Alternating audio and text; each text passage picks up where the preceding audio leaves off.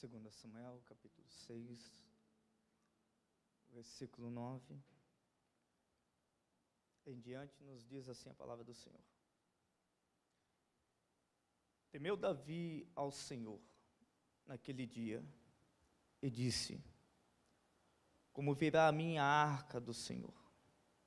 Não quis Davi retirar para junto de si a arca do Senhor para a cidade de Davi, mas ele fez levar à casa de Obed-edom o geteu. Ficou a arca do Senhor em casa de Obed-edom o geteu 3 meses, e o Senhor abençoou e toda a sua casa. Então avisaram a Davi, dizendo: o Senhor abençoou a casa de Obed-edom, e tudo quanto tem por amor da arca de Deus. Pois Davi, com alegria, fez subir a arca de Deus da casa de Obed-edom à cidade de Davi. Sucedeu que quando os que levavam a arca do Senhor tinham dado 6 passos, sacrificava ele bois e carneiros cevados. Davi dançava com todas as suas forças diante do Senhor.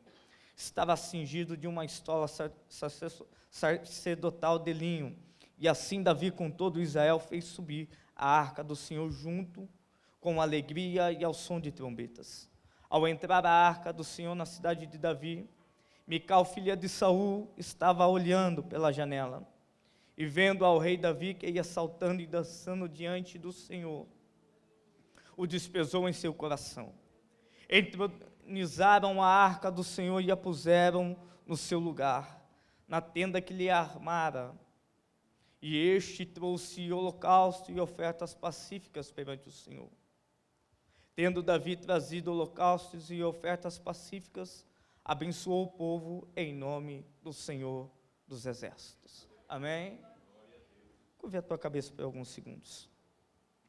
Pai, nesta noite nós te louvamos, nós te exaltamos e glorificamos o teu santo nome, por tudo quanto o Senhor é, por tudo quanto o Senhor faz, pelas bênçãos derramadas sobre a nossa vida. Pai, que a tua presença sempre esteja neste ambiente, que a presença do teu Santo Espírito sempre esteja sobre as nossas vidas. Pai, nós tributamos ao Senhor nesta honra, toda a glória e todo o louvor, porque o Senhor é merecedor de tudo nesta noite. Pai querido, que o Senhor continue falando conosco nesta noite, através da sua santa e poderosa palavra. Espírito Santo de Deus, nosso amigo, nosso companheiro, nosso ajudador, nós precisamos de Ti, ó Pai. Não tem como caminharmos e alcançarmos o êxito na nossa vida sem termos uma comunhão com o Senhor, sem termos uma vida mediante a Tua presença, Pai. Se a Tua igreja quer ser uma igreja que vence, se a Tua igreja quer ser uma igreja vitoriosa, precisamos ter uma aliança contigo, precisamos ter uma comunhão com o Senhor dia após dia, e que essa presença, Pai, seja notória sobre as nossas vidas. Em nome de Jesus, nessa noite, eu te agradeço, em nome de Jesus. Livro de 2 Samuel, um livro que, quando eu começo a meditar entre os primeiros capítulos, logo eu vejo no capítulo 1 que Saul está morto, Jonathan, seu filho, também. Davi está sendo separado, escolhido para ser o rei da nação de Judá. O interessante é que Deus tinha uma promessa na vida de Davi, uma promessa que Davi seria rei de todo Israel. Mas quando nós falamos de promessa, eu vejo alguns estágios em que nós passamos em nossa vida para que essa promessa seja realizada em nossa vida. Há promessas que nós recebemos que ela pode ser realizada de um dia de amanhã, ou após o culto terminar, você já recebeu a promessa de Deus. Mas há promessa que leva a um certo tempo determinado. Eu me lembro da minha vida há 5 anos atrás, quando eu começo a ministrar a palavra de Deus um pouco mais constante como estou hoje, e algumas pessoas sendo usadas por Deus. Deus dizia que ia me levar aos países, a estados, que eu ia do norte ao sul, e o coração fica ofegante. E o primeiro estágio da promessa de Deus sobre a nossa vida é esta: há uma alegria transbordante na nossa alma, há uma certeza de tudo aquilo que foi falado vai se realizar, há uma emoção em que nos leva em adoração a Deus, e este êxtase toma conta da nossa vida, toma conta da nossa alma. Mas o interessante é que para toda promessa há um tempo determinado, e esse segundo estágio de tempo, às vezes é um pouco meio que frustrante, às vezes aperta a alma. Eu me lembro de quando eu recebi a promessa de Deus, era como se eu dissesse: a minha mala está pronta, o dia que o Senhor precisar, pode me enviar para onde for. Mas o tempo me trouxe experiência. Com o tempo eu fui criando uma base, uma estrutura de fé. E para chegar em alguns lugares que Deus me prometeu que eu estaria, era necessário passar por este tempo. Porque o tempo vai nos moldando, o tempo vai nos lapidando, o tempo vai nos trazendo uma capacitação para que seja feita a obra de Deus na nossa vida e através da nossa vida. Esse segundo estágio muitas das vezes nos trazem angústia no peito. Por quê? Porque o tempo de Deus não é o nosso tempo. Porque se fosse o nosso tempo, seria para ontem. E quantas das vezes eu olhava para minha esposa e eu falava: Deus falou que ia fazer, mas parece que está demorando tanto. Parece que faz tanto tempo que eu estou esperando. E mal eu sabia que este tempo era Deus preparando a minha vida. E mal eu sabia que era Deus me dando conhecimento. E mal eu sabia que era Deus me preparando para algo futuro. Esse segundo estágio foi momentos em que eu pensava que Deus tinha me esquecido. Era momentos que eu pensava que Deus tinha me abandonado e que a promessa não viria se cumprir. Mas logo vinha o terceiro estágio.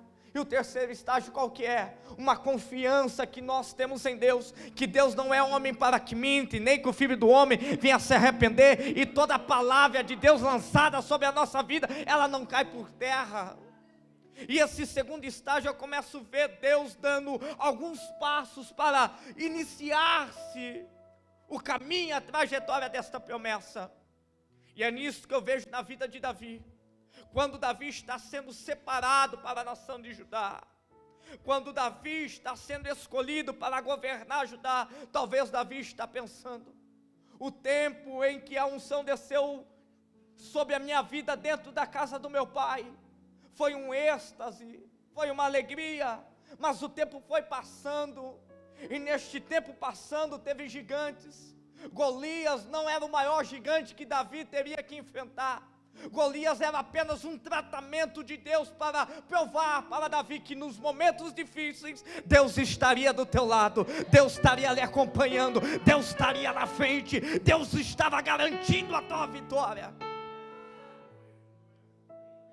Mas o interessante é que a promessa de Deus na nossa vida, e quando Deus começa a formar, a dar o início, Deus não faz nada pela metade. Deus trabalha em uma totalidade na nossa vida. Quantos aqui tem uma promessa de Deus sobre a tua vida? Minha irmã, meu irmão, eu não sei se essa promessa já se iniciou, mas eu quero te dizer algo: Deus não vai parar pelo meio, Deus não vai parar no meio do caminho, Deus vai finalizar ela e vai dizer: filho, eu não te falei que ia fazer, a promessa está cumprida sobre a tua vida, sobre a tua casa, sobre a tua história. Há uma parte da promessa sendo realizada na vida de Davi. Isbosete, um dos filhos de Saul, está comandando o território de Manaim. E talvez alguém está dizendo: Davi, você já foi separado, escolhido, só não sentou no trono de Israel, mas você já tem um chamado para isto. Nós podemos levantar o exército a qual você tem na tua mão. Podemos entrar na casa de Isbosete e matá-lo. Mas Davi sabe que a promessa que Deus faz, não adianta o homem investir porque não dá certo. Não adianta o homem criar caminhos e dizer: Deus, por aqui é mais curto. Não adianta, porque quem faz vai ser Deus. Se foi Ele que prometeu, então é Ele que vai te dar o caminho a ser percorrido. Eu me lembro de Davi, uma certa feita, sendo perseguido por Saul, mas Davi não tira a espada da bainha para ferir Saul, dizendo: quem fez a promessa foi Deus. Então Deus dará o seu jeito, Deus fará da tua maneira para a promessa ser concluída na minha vida. Abre um parênteses aqui, irmã, você não precisa fazer um caminho para ser mais curto para alcançar a tua promessa, meu irmão. Você não precisa barganhar para alcançar aquilo que Deus prometeu na tua vida. Espera o tempo de Deus, espera, porque Deus é fiel para realizar e concluir esta promessa. A Bíblia diz que entram na casa de Isbosete, assassinam ele. Davi não precisa estender as mãos, Davi não precisa estender a espada. O que Davi precisa é esperar em Deus. Olhe para o teu irmão e diga: espere em Deus. Olhe para ele e diga: o que você precisa nesta noite é esperar em Deus. Aleluias. Alabando que a serva, alabando que a sai. Você não precisa de atalhos. Você precisa esperar. Aleluias. Davi agora é ovacionado a todo o trono de Israel. A promessa é concluída. Quando Davi está governando Israel, pensamento meu, eu imagino Davi olhando para a nação de Israel, observando que quando se tem uma batalha, o povo está alegre, o povo está eufórico, o povo está feliz, o povo está festejando. Mas passado de alguns dias, parece que tudo está monótono, não tem o que se comentar, não tem o que se falar. Davi está vendo que Israel está vivendo momentos em que estão felizes, regozijando, porque se tem uma vitória em uma batalha, porque se tem algumas conquistas, e tudo isso humanamente falando. O que Davi propõe no teu coração, o que Davi propõe na sua mente, não é estabelecer algo humano dentro da nação de Jerusalém, não é estabelecer algo terreno dentro das casas dos israelitas. Davi está vendo que o reinado é bom, mas com Deus é melhor ainda. Davi propõe no seu coração em que a cada manhã que qualquer israelita se levantasse, teria motivos para agradecer a Deus por mais um dia, teria motivos para se alegrar, teria motivos de sair para a tua casa e ir para um culto como este e dizer: glórias a Deus nas alturas. Deus nos deu mais uma oportunidade de estarmos vivos e reunidos aqui neste lugar para lhe adorar e exaltar. Davi decide buscar a arca do Senhor. A arca de Deus está na casa de Abinadab, na cidade de Kiriat Jearim. Está a 13 quilômetros de Jerusalém. Há 20 anos está distante de Jerusalém. Há 20 anos não se tem esse contato com a presença de Deus. Há quanto tempo, minha irmã? Há quanto tempo, meu irmão? Essa presença não te envolve. Essa presença não te alcança. Há quanto tempo eu fico imaginando talvez alguém dizendo: rapaz, a cada batalha, a cada vitória que nós tínhamos, e entra um tempo de se lembrar daquilo que Deus fez no passado, e o presente não olhando, acreditando que Deus pode lhe dar um futuro bem melhor. É como alguém dizia: rapaz, na nossa mocidade acabava o culto de sexta-feira, pastora, a gente subia um monte e ia para a vigília orar a Deus, passávamos a madrugada buscando ao Senhor. No sábado a gente ia evangelizar na rua, na feira, aonde quisesse, aonde chamasse a gente estava junto, entregando folheto. Logo à tarde nós ia para o saio da mocidade e depois já estava no culto da oração para abrir-se, iniciar um culto com a mocidade. Alguém dizendo: rapaz, eu lia tanta Bíblia, a gente orava meia hora, no dia seguinte a gente queria orar 35 minutos, para ter uma vida mais íntima com Deus, para ter um crescimento maior, espiritualmente falando. É como se hoje, minha irmã, você orasse 10 minutos na tua casa, mas amanhã você está dizendo: Deus, amanhã vai ser 11 minutos, mas a minha atitude com o Senhor, a minha espiritualidade com o Senhor, só tem a crescer, só tem a aumentar, um contato maior com Deus. Davi está dizendo: há muito tempo a presença de Deus não está estabelecida dentro de Jerusalém. Davi decide buscar então a arca de Deus. Quando se faz um carro novo, se coloca os bois para puxarem. Os 2 filhos de Abinadab estão acompanhando o cortejo. Capítulo 1 está dizendo que, 2 Samuel está dizendo que tem 30 mil homens acompanhando Davi. Aio e Uzai está um de cada lado, acompanhando a arca, os filhos de Abinadab. Interessante que Davi tenta instituir uma lei humana para se carregar a arca, para se carregar a presença de Deus. Mas o que eu aprendo quando aproximadamente 3 quilômetros se passam, e eles estão chegando à eira de Nacon, a Bíblia diz que os bois tropeçam. Uzá vê a arca pendendo, estende a mão, e Deus abre uma ruptura em Uzá, e Uzá é fulminado naquele mesmo instante. E Deus querendo nos dar uma visão de que a lei de Deus é maior do que a lei humana, que a lei humana não substitui a lei que Deus declarou para a nossa vida, que as diretrizes que Deus instituiu para a igreja, ainda elas são vivas e verdadeiras, e temos que segui-la e temos que vivê-la. Porque a presença de Deus não se conquista com a força do braço, a presença de Deus não se conquista com poder aquisitivo, a presença de Deus não se conquista com a psique humana, a presença de Deus se conquista com oração, se conquista com consagração, se conquista com uma vida de renúncias e obediências a Deus.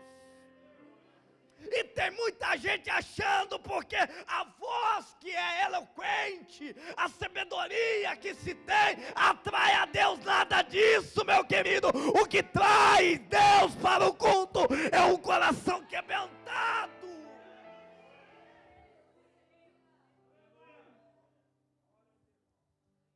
Davi se estremece, e a pergunta que ele faz é: como eu posso trazer a presença de Deus para a minha casa? Como eu posso conduzir a presença de Deus para Jerusalém? A Bíblia diz que Davi está enviando ou colocando a arca na casa de Obed-edom. Imagina a cena, irmã. Imagina a cena, meu irmão. Davi batendo na porta, Obed-edom abrindo, vendo o rei Davi na sua porta. Isso já era um espanto. Pastor Roger me liga, eu já fico todo feliz. Falei: vou estar com eles novamente. Imagina Obed-edom vendo o rei Davi. Pois não, Senhor, Obed, estou precisando deixar uma coisinha aí na tua casa, precisando colocar algo aí dentro da tua casa. Talvez Obed-edom dizendo: meu Senhor, o que é? E Davi pronuncia: é a arca de Deus. Obed-edom, talvez mais espantado do que ver Davi, é saber que a arca está em frente à casa dele.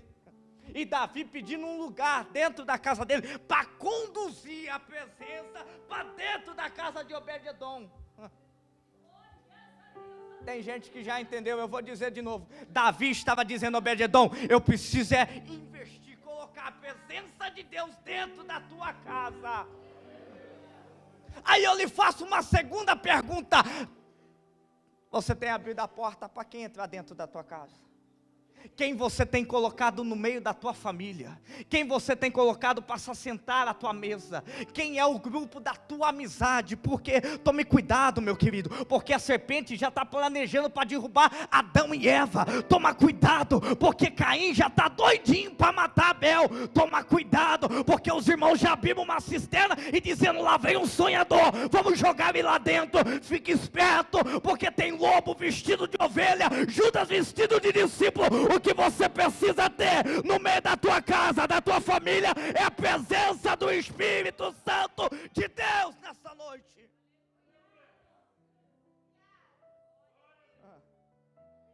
A Bíblia diz que eu já estou encerrando, aguenta aí.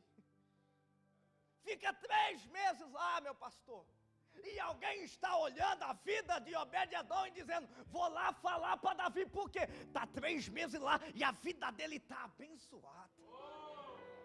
Rapaz, a vaquinha magra dele que dava 3 litros de leite, ele está quase abrindo um laticínio, porque Deus prosperou a vida do homem. O pasto de Obed-Edom é o mais verdinho ali. Eu imagino Obed-Edom, eu como sou filho de mineiro, tem mineiro aqui? Rapaz, tem uma porção deles aí. Mas eu imagino Obed-Edom no café da manhã, minha irmã. Pão de queijo, coisa boa. Um copo de café do lado, pão, presunto e queijo, um bolo de chocolate. Aí você pode chamar o irmão Luiz com o pastor Roger, que a gente dá conta do negócio. Talvez Obed-Edom sentado à mesa, o filhinho de Obed-Edom chegando, papai, o que aconteceu? O quê? A mesa repleta. O senhor foi promovido no trabalho. E Obed-Edom dizendo, não. Então o senhor ganhou um salário? Também não. O senhor abriu uma empresa, porque olha isso aqui. Não é nada disso. Tudo isso aqui só está acontecendo é porque a presença de Deus está dentro da nossa casa. Entenda algo, minha irmã. Entenda algo, meu irmão. Eu imagino, veio aqui na mente agora, vamos lá. Domingão, hora do almoço. Obed-Edom dizendo, amor, o que tem? Nós almoçar hoje. Bede, a coca já está geladinha na geladeira. O arroz feito. Eita, tutu de feijão, glória a Deus. E para acompanhar, tem um frango lá do Mateus, frango na brasa, para acompanhar tudo na mesa. E o Mateus está tão abençoado que nem nós, que nem deixou pagar, apresenteou a nossa vida. Oh, glória. Você tem que entender, meu querido, entender, minha querida, que nós poderíamos ter todos os bens materiais deste mundo, mas se não tivesse a presença de Deus como tem lá dentro da tua casa, a tua vida não seria completa. Mas eu já vi pessoas morar em uma tapera, uma casinha de madeira, você nem tem lugar para sentar, mas quando você entra dentro da casa dela, a presença de Deus flui naquele ambiente. Eu me lembro uma certa feita, nós em casa passamos muita dificuldade, muita mesmo. O pai estava deitado na cama com câncer. A minha mãe chegou assim para mim e falou, filho, era tarde, um sábado, vamos à feira. Logo que ela falou feira, eu pensei, pastel, Dona Teresa. A minha mãe catou umas sacolinhas vazias e nós fomos para a feira. Era quase 6 horas.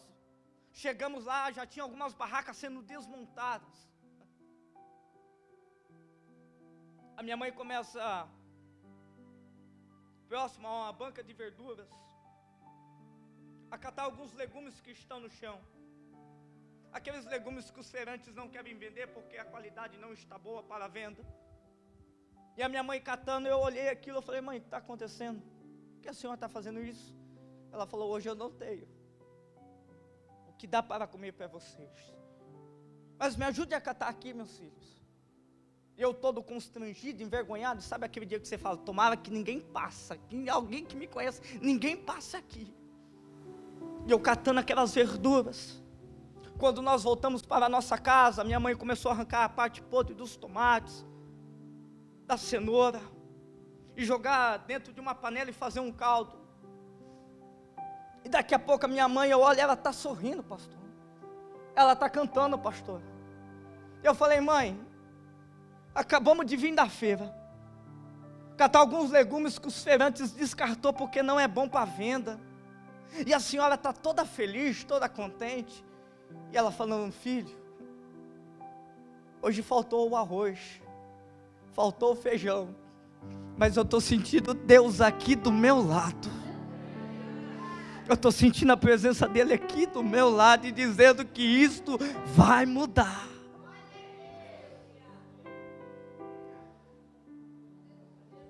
Quando Davi vai para a casa de Obed-edom buscar a arca, Davi já tinha entendido, vou encurtar a história, que quem conduzia a arca eram os levitas, homens que Deus separou. Quando a arca está sendo conduzida, a cada 6 passos, Davi pede para parar. Diz a história, historiadores, que da casa de Obed-edom a Jerusalém são 10 quilômetros. Davi dá os primeiros 6 passos e pede para parar. Davi começa a pegar algumas pedras. Davi começa a levantar um altar e começa a sacrificar a Deus. Talvez alguém está perguntando: Davi, nós estamos conduzindo a presença de Deus. E Davi está respondendo: rapaz, isso aqui nós só alcançamos porque na nossa vida nós temos que ter diariamente um altar levantado e dizendo: Deus, sou falho, Deus, sou pecador, tenha de misericórdia da minha vida, mas não arranca o teu Espírito Santo no meio da minha casa, no meio da minha família. Não retire de mim, ó Pai, a presença do teu Espírito Santo. A cada 6 passos que Davi estava dando, alguém perguntava: Davi, para que fazer isso? Tu tem coroa? E talvez Davi está respondendo: para que ter coroa, sendo que a presença de Deus não está lá dentro de Jerusalém? Eu vou levantar o altar, porque a presença de Deus está chegando, porque a presença de Deus está chegando.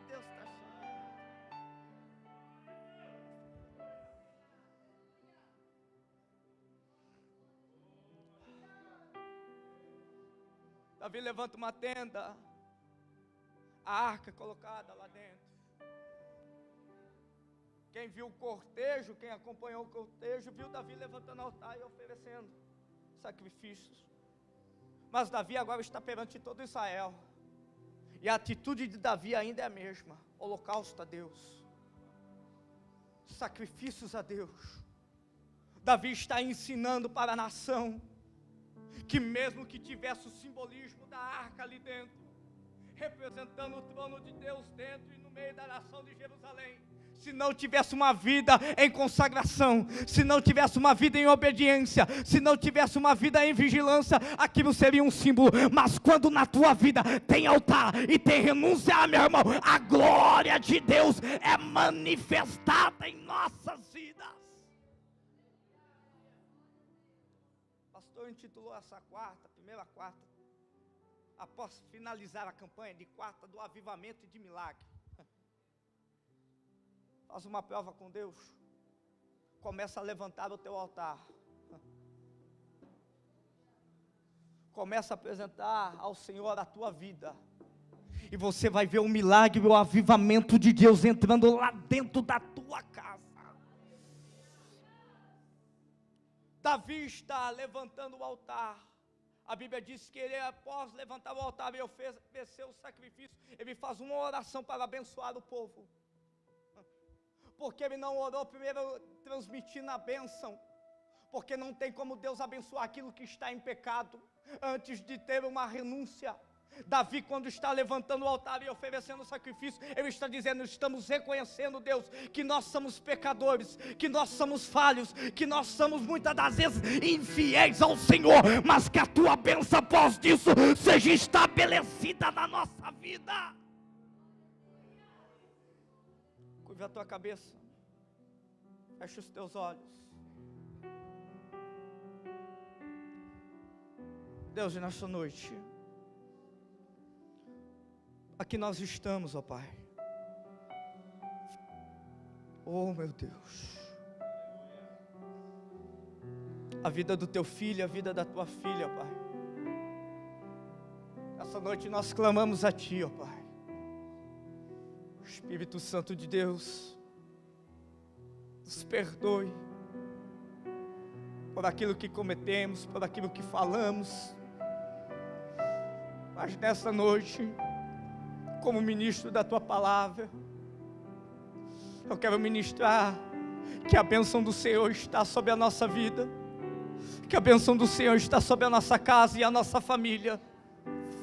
Oh, meu Pai, houve um desejo no coração de Davi de novamente ver a presença de Deus sendo manifestada no meio de Jerusalém. O que eu mais quero nesta noite, o que minha alma mais deseja, é de ter e ver o Teu povo abençoado. Se eu pudesse louvar a Ti, ó Pai, nessa noite com um hino, eu diria que o Senhor é lindo, que o Senhor é lindo,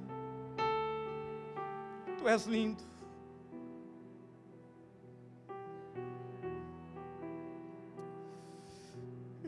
Se eu pudesse Te louvar nesta noite, eu diria que o desejo meu é Te ver. Que eu só quero é Te ver, ó Pai, nesta noite. Que eu quero ver a manifestação da Tua presença neste lugar, curando as enfermidades, quebrando as cadeias, meu Pai, transformando a vida do meu irmão e da minha irmã. E dizer, ó Deus, nos leva nesta noite à sala do trono, aonde é feita a manifestação do Teu poder. Oh, rabando que a serva, rabando que a sai. Ah, meu Deus, se nesta noite o Teu filho entendesse e compreendesse, ó Pai querido, que a glória do Senhor está neste ambiente. Ah, Deus, começa a renovar a nossa visão espiritual, começa a renovar a nossa audição espiritual. Oh, Espírito Santo de Deus, começa a passear por esses corredores, por essas cadeiras, aonde os meus irmãos estão sentados agora, Pai. Começa a renovar a vida do Teu filho e da Tua filha. Ah, meu Deus, quanto tempo ela já não sente mais a Tua graça, ela já não sente a Tua presença, mas nós estamos aqui dizendo, Pai, oh, aleluia, oh, Santo Espírito de Deus, alavaste Kewa. Deus, Tu és lindo, Tu és maravilhoso. Ah, Deus, ainda que nos falte, ó Pai, o homem aperta, mas que a Tua presença não venha faltar. Como o apóstolo Paulo diz, é a Tua graça que nos basta. Espírito Santo de Deus, alavaste Kewa, que esta igreja começa a viver um novo tempo, um tempo de glória, um tempo de milagres, ó Pai, que serão manifestos através da adoração, que serão feitas através das orações feitas neste lugar, que a pregação, ó Pai, venha remover, ó Pai, o pecado, convencer o pecador. Deus, nessa noite, esta é minha oração.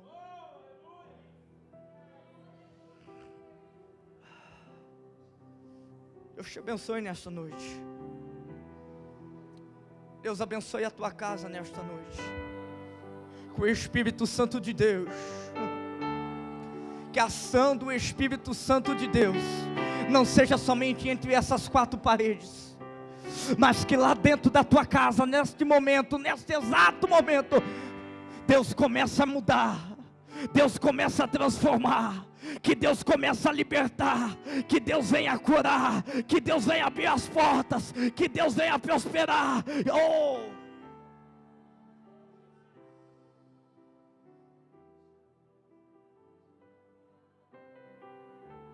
Eu só quero ver a Tua presença, Pai. Tu és lindo. Tu és lindo, ó Deus. Você pode adorar a Deus? Você pode exaltar este nome que é santo, puro e verdadeiro. Eu não sei se você consegue sentir aquilo que eu estou sentindo aqui agora, mas eu estou sentindo meu corpo todo arrepiado. E isso não é para trabalhar no seu psicológico. Eu estou dizendo que a presença dele está aqui, que ele está aqui, que ele quer preencher a tua alma, meu filho. Oh, Espírito Santo de Deus, Espírito Santo de Deus, Alavaste Kelwa, que nós viemos desejar, que nós sejamos desejosos pela tua presença, em nome de Jesus. Seja abençoado, seja abençoada.